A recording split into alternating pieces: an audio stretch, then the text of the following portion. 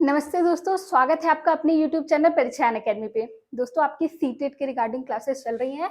CTET के जितने previous year paper हुए हैं उनको कराया जा रहा है। इसलिए कराया जा रहा है ताकि आपके जो पेपर हैं 20 तारीख को जो पेपर होना है आपका, उससे पहले आप सारे क्वेश्चन एक बार देख लें और देख कर जाएं, ताकि जो आपको क्वेश्चन मिलेंगे वो ऐसे जितने भी प्रीवियस ईयर पेपर में आए हुए रहते हैं वही क्वेश्चन आपको मिलते हैं।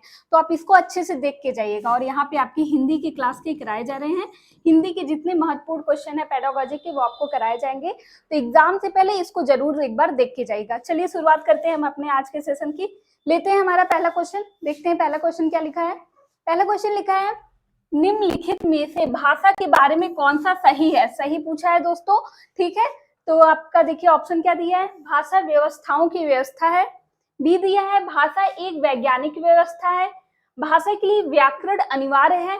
प्रत्येक भाषा की एक लिपि होती है। ठीक है, भाषा के बारे में कौन सा सही है। तो क्या होता है, जो सबसे सही दिया है क्या दिया, भाषा व्यवस्थाओं की क्या है, एक व्यवस्था है। ठीक है, आपका क्या ऑप्शन हो जाएगा, भाषा व्यवस्थाओं की एक व्यवस्था। ऑप्शन नंबर ए ही सही हो जाएगा। चलिए अगला क्वेश्चन देखते हैं क्या कह रहा है। एक बालिका अक्षरों और ध्वनियों को इस प्रकार से उच्चारित करती है जिससे आभास होता है कि वह पढ़ने का प्रयास कर रही है। इसे किस रूप में जाना जाएगा। ऑप्शन क्या दिया आपका, कूट भाषा में बदलाव यानी एनकोडिंग जिसे हम बोलते हैं, अर्थ ग्रहण के लिए पठन, कंठस्थ करना, या अर्थापन करना यानी डिकोडिंग करना।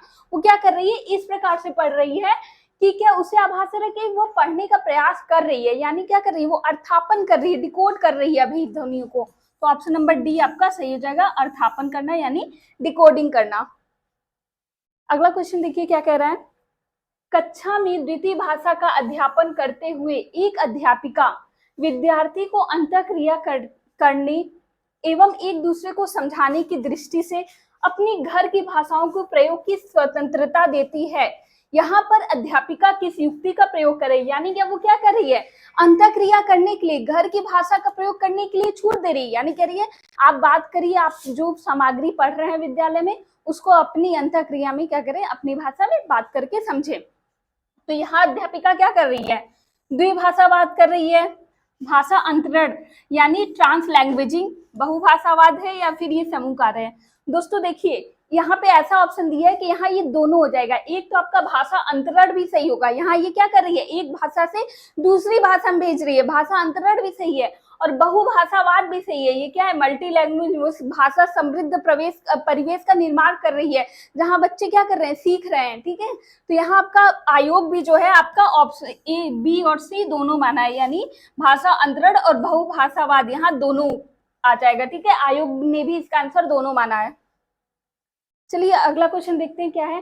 राष्ट्रीय शिक्षा नीति 2020 द्वारा बुनियादी चरण अवधि क्या है। ठीक है, बुनियादी चरण अवधि क्या है बताइएगा, 2 वर्ष, 4 वर्ष, 3 वर्ष, 5 वर्ष। तो दोस्तों जानते हैं एनईपी 2020 में क्या है, 5+3+3+4 का प्रोग्राम आया है और ये इसकी अवधि कितनी होती है, पूरी 5 वर्ष होती है। याद रखिएगा कितनी होती है, 5 वर्ष होती है। ठीक है, ऑप्शन नंबर डी आपका सही हो जाएगा। अगला क्वेश्चन देखिए क्या कह रहा है, निम्नलिखित में से कौन सा स्रोत बच्चों में भाषा विकास का स्रोत है। ठीक है, कौन सा स्रोत बच्चों में भाषा विकास का स्रोत है। जब बच्चे दूसरों द्वारा बोली जा रही भाषा पर ध्यान देते हैं, गर्भावस्था के दौरान माँ द्वारा बोली जा रही भाषा, बच्चों को जन्म देते समय माँ द्वारा बोली जा रही भाषा, या बच्चों के साथ बातचीत करते समय माँ द्वारा अक्सर बोले जाने वाली भाषाओं का, बोली जाने वाली भाषाओं।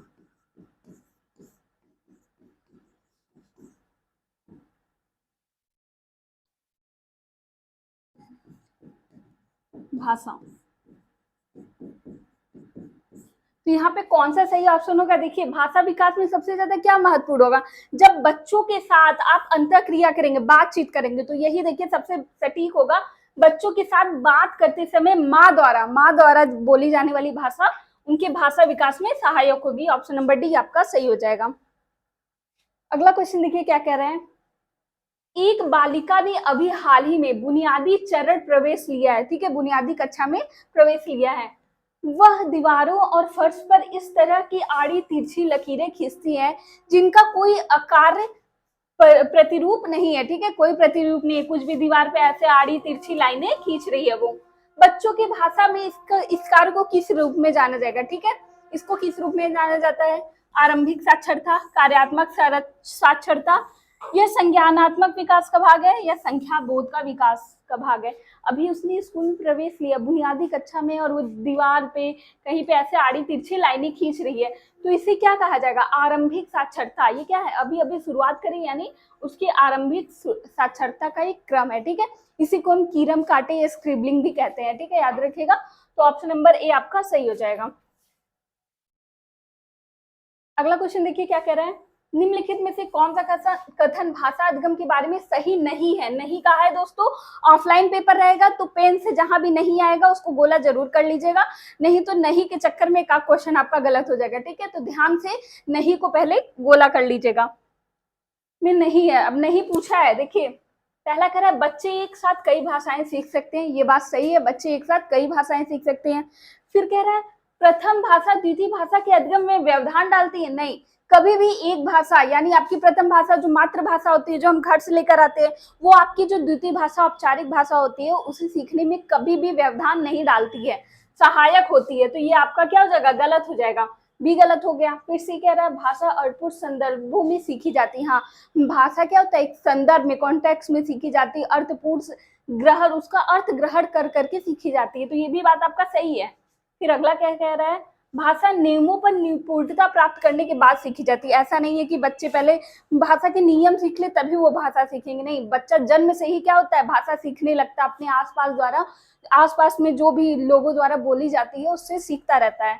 तो आपका जो डी दिया है, डी और बी गलत है। तो देखिए किसमें दिया है? बी और डी सही नहीं है, इसमें दिया ए और सी सही नहीं है, इसमें दिया बी और डी सही नहीं है। यही आपका सही होगा क्योंकि इसमें दिया बी और डी सही नहीं है, यही दोनों आपका हो जाएगा। तो ऑप्शन नंबर बी आपका आंसर होगा। अगला क्वेश्चन देखिए कह रहा है कक्षा 5 का विद्यार्थी अरुण पेड़ों के बारे में एक अनुच्छेद सुनता है, वह ध्वनि, शब्दों और उसके बाद समग्र विचार बिंदुओं पर ध्यान केंद्रित करता है। श्रवण के इस उपागम को क्या कहा जाएगा? टॉप डाउन मॉडल, मिश्रित मॉडल, गुणात्मक उपागम या बॉटम अप उपागम? क्या कर रहा है? देखिए अरुण क्या है? पेड़ के बारे में पढ़ा है और उसको क्या कह रहा है? अनुच्छेद सुनता है तो पहले वह ध्वनि, फिर शब्द, उसके बाद समग्र विचार, उसके बिंदुओं का पर विचार करता है। तो ये क्या कहलाएगा? वो नीचे से ऊपर जा रहा है। ठीक है, तो इसे क्या कहेंगे? बॉटम अप उपागम कहेंगे। तो ऑप्शन नंबर डी आपका यहाँ पे सही हो जाएगा। अगला क्वेश्चन देखिए क्या कह रहा है, एक अध्यापिका कक्षा 5 के विद्यार्थियों को तरह तरह के जीवा मुकड़न गीत आप लोग सुने होंगे, क्या कहते हैं? Tongue twister.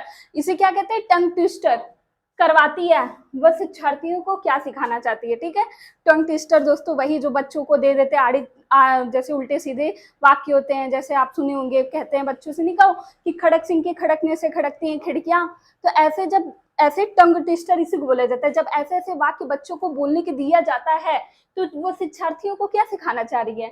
श्रवण, वाचन और उच्चारण, वाचन और पठन, उच्चारण, समावेशित रूप से सभी कौशल। देखिए सभी कौशल तो इससे नहीं सीखे जा सकते ना, तो वो क्या कर रही है? बेसिकली वो बच्चों का उच्चारण सही करवा रही है ताकि वो बोलना सीख जाए। जब कठिन कठिन शब्द बोलेंगे, ऐसे कठिन वाक्य बोलेंगे तो क्या होगा? उनका उच्चारण सही होगा। तो ऑप्शन नंबर सी आपका सही हो जाएगा। अगला क्वेश्चन देखिए क्या कह रहा है, निम्नलिखित में से कौन सा संकेत भाषा के बारे में सही नहीं है? यहाँ फिर से दोस्तों देखिए नहीं आया है तो नहीं को हम लोग यहाँ फोकस करेंगे। तो क्या सही नहीं हमें बताना, किसके संदर्भ में? संकेत भाषा के। ऑप्शन देखिए क्या दिया है, संकेत भाषा की व्याकरण होती है, हाँ होती है, सही बात है। फिर अगला देखेंगे संकेत भाषा प्राकृतिक भाषा है, सही है, संकेत भाषा भी क्या होती है? प्राकृतिक भाषा होती है। संकेत भाषा की व्याकरण नहीं होती है, अभी ऊपर ही तो हम लोग ने पढ़ा कि संकेत भाषा की क्या होती है? व्याकरण होती है।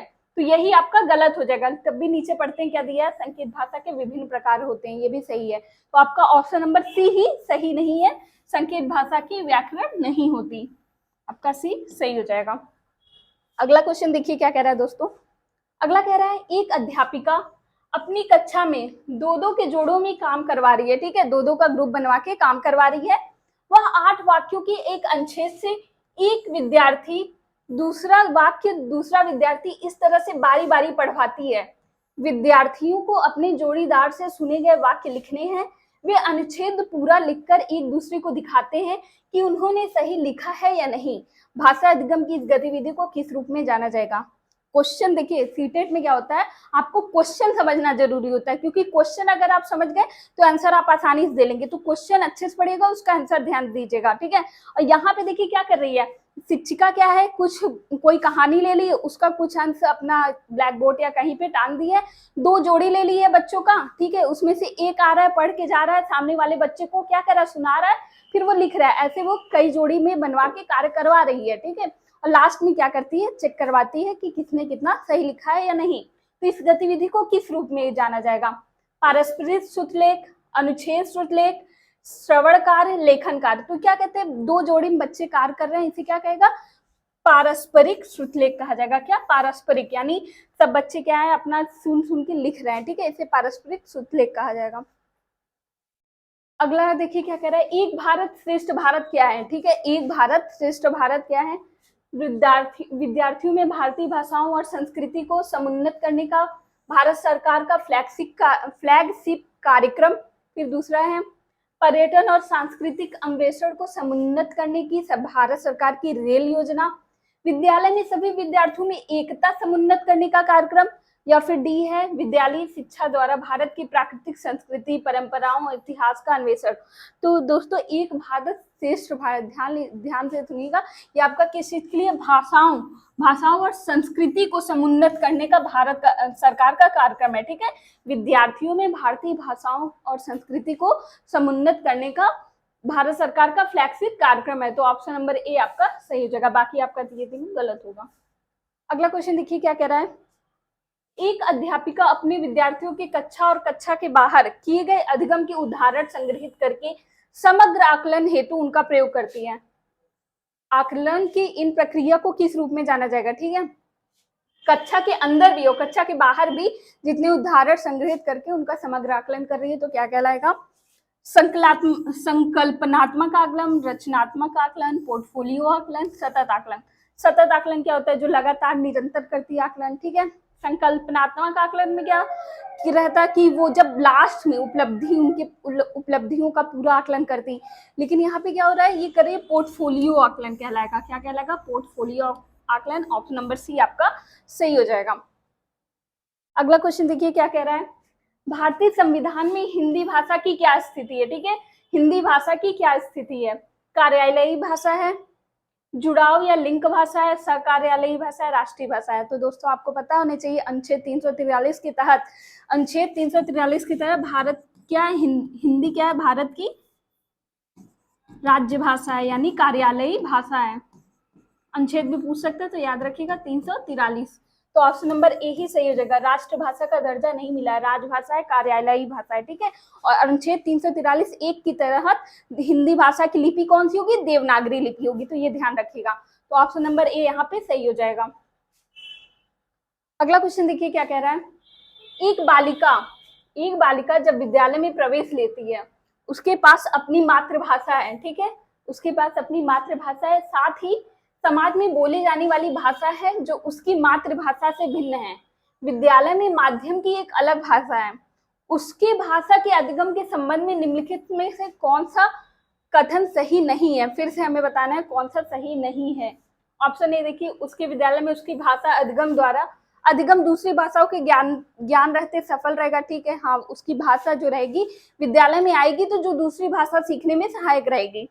फिर कह रहा है उसकी मातृभाषा और दूसरी भाषा उसके विद्यालयी भाषा अधिगम में व्यवधान डालेगी, ठीक है, व्यवधान। दोस्तों यही देखिए व्यवधान जहां भी आ जाए, ठीक है, कभी भी आपको जो मातृभाषा है वो विद्यालय में सीखी जा रही भाषा में व्यवधान नहीं होगी, दूसरी भाषा में व्यवधान नहीं डालेगी, तो यही आपका गलत हो जाएगा। अन्य पढ़ लेते हैं क्या है, वह नई भाषा सीखने के लिए दूसरी 2 भाषाओं का अपना भाषिक ज्ञान इस्तेमाल कर सकती है, ये भी सही बात है। यदि उसे अवसर दिए जाए तो वह सभी भाषाएं सीख सकती है, ये भी बात एकदम सही है। तो यही आपका ऑप्शन नंबर बी सही नहीं है कि क्या एक भाषा दूसरी भाषा सीखने में व्यवधान डालेगी, यही सही नहीं है। तो ऑप्शन नंबर बी आपका सही हो जाएगा। अगला क्वेश्चन देखिए क्या कह रहा है, भाषा का विचार पर प्राधान्य यानी आधिपत्य अधिकार है, यह किसके द्वारा समर्थित है, यानी यह वाक्य किसका है। ऑप्शन देखिए बेंजामिन वॉर्फ, वाइगोस्की, पियाजे, स्किनर। दोस्तों देखिए नया है, आपसे कथन पूछ सकता है और ये कथन किसका है, बेंजामिन वॉर्फ का है। किसका है, बेंजामिन वॉर्फ, याद रखिएगा, ऑप्शन नंबर ए सही हो जाएगा। अगला क्वेश्चन देखिए क्या कह रहा है, क्रेसन के सिद्धांत 1+1 का क्या तात्पर्य है? ठीक है, क्रेसन का सिद्धांत है 1+1, इसका क्या तात्पर्य है? शिक्षार्थी इस प्रकार से सक्षम हो कि वे अपने मजबूत पक्ष तथा कमजोर पक्ष की पहचान कर सके। भाषा तब सीखी जाती है जब शिक्षार्थियों को दूसरे व्यक्तियों से मिलने के मौके हो। सी कह रहा है सामग्री का स्तर शिक्षार्थियों की क्षमता के वर्तमान स्तर से कुछ ऊपर के स्तर का होना चाहिए। और डी कह रहा है कक्षा कार्य का अभ्यास घर में करवाया जाना चाहिए। ठीक है, तो 1+1, 1+1 का अर्थ ही है ये दोस्तों कि क्या हो, शिक्षार्थियों की क्षमता के वर्तमान स्तर से कुछ ऊपर के स्तर का हो, क्या हो, कुछ एक ऊपर के स्तर का हो। यही आपके 1+1 का सिद्धांत है। क्रेसन का जो 1+1 है तो यही है कि वर्तमान स्तर से कुछ ऊपर के स्तर का होना चाहिए। ठीक है, शिक्षार्थियों के सामग्री का स्तर। तो ऑप्शन नंबर सी यहाँ पे सही हो जाएगा। अगला क्वेश्चन देखिए क्या कह रहा है, बालिका संकोच के साथ बात करती है जिससे कई बार संप्रेषण में व्यवधान होता है। यह रूब्रिक किस बात का आकलन करेगा? ठीक है, संकोच करती है तो उसके क्या होता है, संप्रेषण में व्यवधान होता है, वो क्या बताइए, तो ये किस चीज का आकलन करेगा? उच्चारण, प्रवाह, व्याकरण, शब्द भंडार। दोस्तों संप्रेषण क्या है, सीधे सीधे प्रवाह से जुड़ा है। जब वो संकोच से बात करेगी तो वो एक साथ प्रवाह के साथ नहीं बोल पाएगी, वो डर डर के बात करेगी। तो यहाँ पे किस चीज का आकलन करेगा? प्रवाह। ऑप्शन नंबर बी आपका सही हो जाएगा। अगला क्वेश्चन देखिए क्या कह रहा है, कक्षा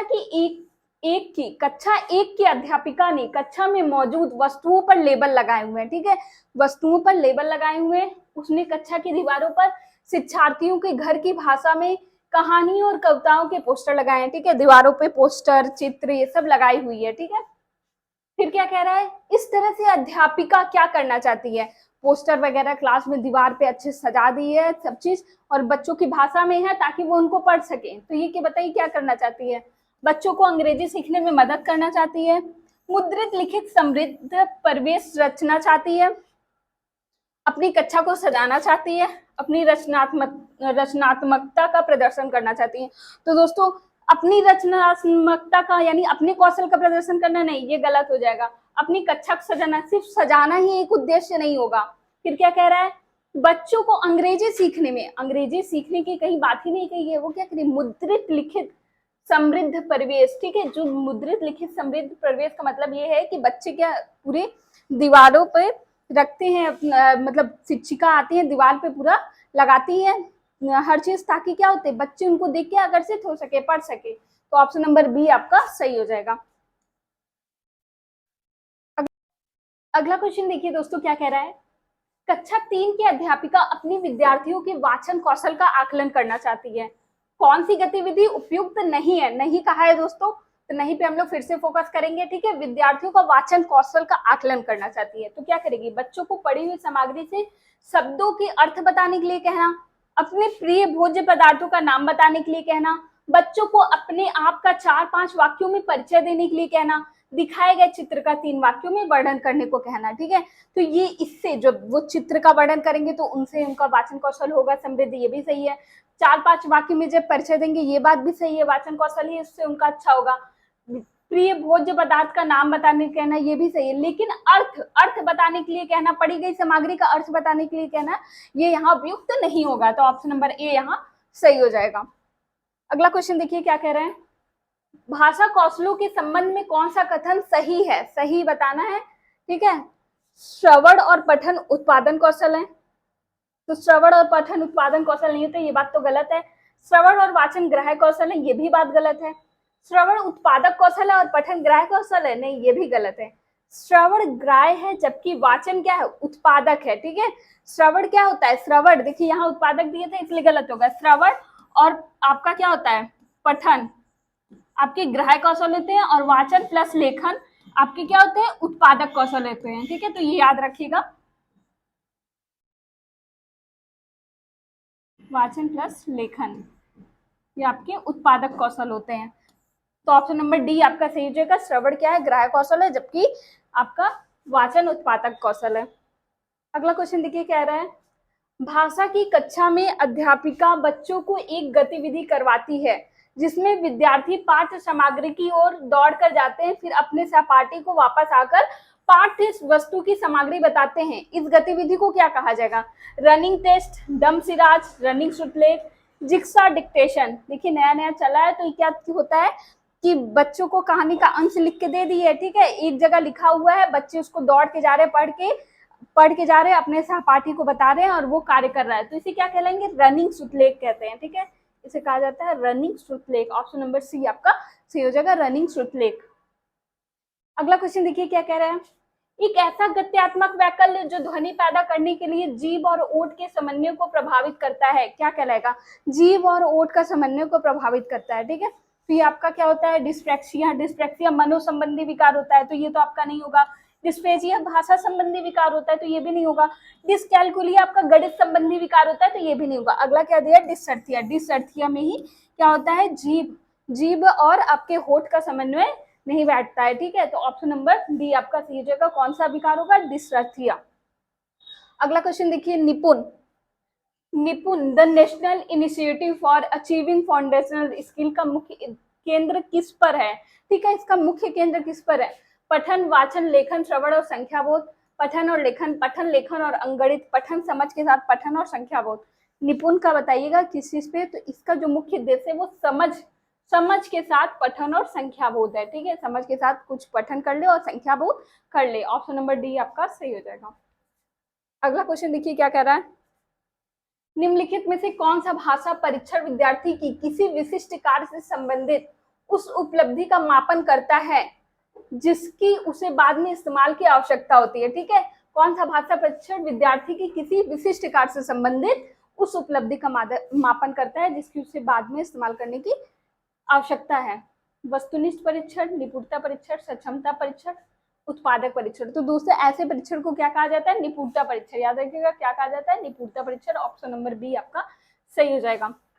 अगला क्वेश्चन देखिए, कक्षा 4 के शिक्षार्थियों के लेखन कौशल का मूल्यांकन करने के लिए परीक्षण तकनीक इस प्रकार की होनी चाहिए कि वह शिक्षार्थी की इस बात का आकलन कर सके कि वह श्रुतलेख कर सकता है, अच्छी लिखावट में उत्तर लिख सकता है, युक्ति संगत और व्यवस्थित रूप से विचार अभिव्यक्त करके, या फिर प्रश्नों को समझकर अपने उत्तर लिखे। दोस्तों क्या होगा, लेखन कौशल का मूल्यांकन करने के लिए सबसे अच्छा क्या रहेगा कि वो युक्ति संगत और व्यवस्थित रूप से अपने विचार अभिव्यक्त कर सकता है। तो ऑप्शन नंबर सी आपका यहाँ सही हो जाएगा। अगला क्वेश्चन देखिए क्या कह रहा है, लोगों का एक समूह जो भाषा के प्रयोग के संबंध में भाषिक मानकों के एक प्रतिमान को साझा करता है तथा कहलाता है। तो बताइए जो लोगों के भाषा प्रयोग के संबंध में भाषिक मानकों का प्रतिमान को साझा कर रहा है, इसे क्या कहेंगे, भाषा रजिस्टर, वाक समुदाय, बोली समुदाय, वाक रजिस्टर। दोस्तों यहाँ पे क्या होगा, भाषा से संबंधित, तो ये किसका, इसका आंसर होगा वाक समुदाय। किससे संबंधित हो जाएगा, ये वाक समुदाय हो जाएगा। जब वो भाषा के क्या करे, भाषिक मानकों का प्रतिमान सेट करे, तो किसमें आ जाएगा, वो वाक समुदाय के अंतर्गत आ जाएगा। तो ऑप्शन नंबर बी आपका सही होगा। अगला क्वेश्चन देखिए क्या कह रहा है, पठन बोध का संवर्धन करने के लिए अध्यापक को कौन सा लेखन कार्य देना चाहिए, ठीक है। पाठ्य सामग्री में पढ़े गए शब्दों का श्रुतलेख करवाना, विद्यार्थियों को पढ़ी गई सामग्री का सारांशीकरण करने के लिए कहना, किसी सामग्री को पढ़ते समय उसमें आए कठिन शब्दों के अर्थ कंठस्थ करने के लिए कहना, किसी सामग्री को पढ़ते समय उसमें आए नए शब्दों से वाक्य बनाने के लिए कहना। दोस्तों पठन बोध का सबसे अच्छा तरीका कब रहेगा, जब विद्यार्थी क्या करेंगे, पढ़ी गई सामग्री का सारांशीकरण करेंगे, यानी अपने शब्दों में उसका पूरा एक सारांश लिखेंगे। तो ऑप्शन नंबर बी आपका यहाँ सही हो जाएगा। अगला क्वेश्चन देखिए क्या कह रहा है, पाठ्य सामग्री के बारे में सामान्य जानकारी हासिल करने की दृष्टि से तेजी से किया गया पठन क्या कहलाता है, ठीक है।